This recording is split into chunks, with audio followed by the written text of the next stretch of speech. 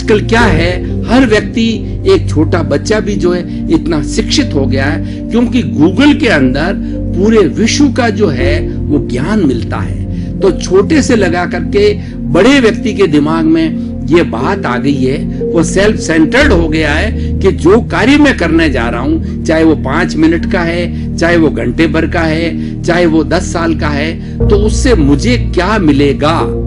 ये प्रश्न जो है हर व्यक्ति के, हर बच्चे के, हर विद्यार्थी के दिमाग में आता है। तो मैं भी एक प्रश्न आपके सामने खड़ा करता हूं कि धर्म हमें क्या देगा। इस दुनिया के अंदर जो चीज चाहता है, सुख चाहता है, समृद्धि चाहता है, शिक्षा चाहता है, और उसके साथ साथ के अंदर प्रतिष्ठा चाहता है, या जो कुछ भी चीज चाहता है वो धर्म, वो सारी चीज धर्म देगा। इसीलिए विषय रखा गया है कि एक ही चीज ऐसी है दुनिया के अंदर जो आपको सब देगा।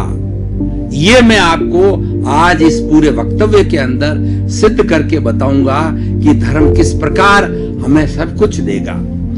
धर्म किसे कहते हैं ये समझना जरूरी है। धार्यति इति धर्मः, जो धारण किया जाता है वह धर्म कहलाता है। वस्तु के स्वभाव को धर्म कहते हैं।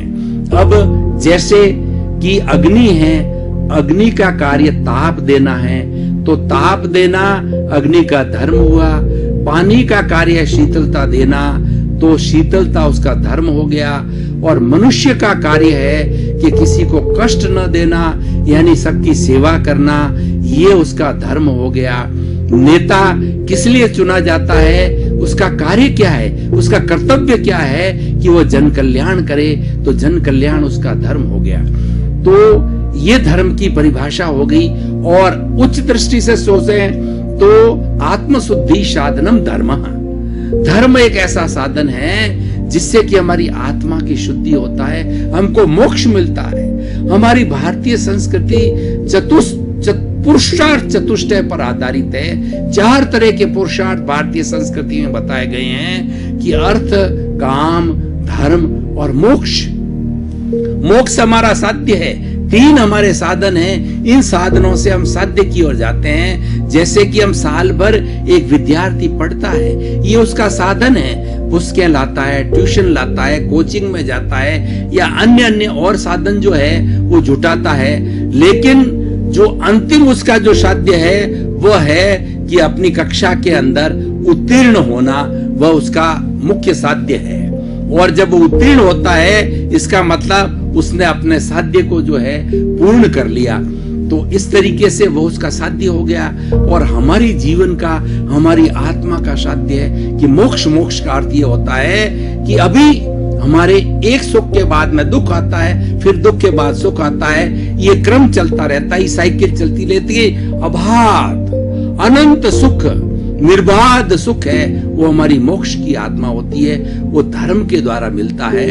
और अब हम धर्म को 2 भागों में बांटते हैं। एक धर्म तो लौकिक धर्म, हम इस लोक के अंदर रह रहे हैं, हम इस सृष्टि में रह रहे हैं और इस पर्यावरण के अंदर रह रहे हैं, वह हमारा लौकिक धर्म हो गया। और दूसरा जो हमारा धर्म है वो पारलौकिक धर्म कहलाता है। पारलौकिक धर्म का अर्थ ये होता है जिससे कि हमारी जो अगले जन्म के अंदर हमारी अच्छी गति हो।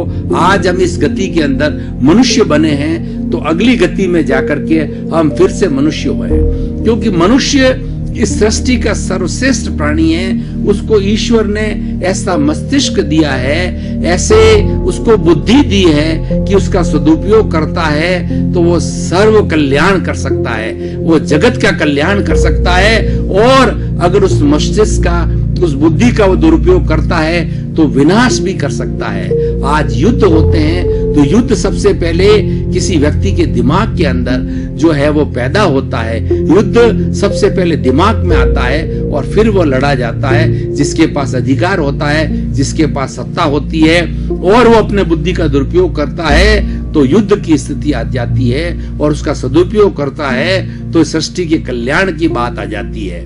तो अब जो धर्म की हम जो बात कर रहे हैं, तो वो धर्म जो है कैसा धर्म होना चाहिए लौकिक अवस्था के लिए? मानव धर्म।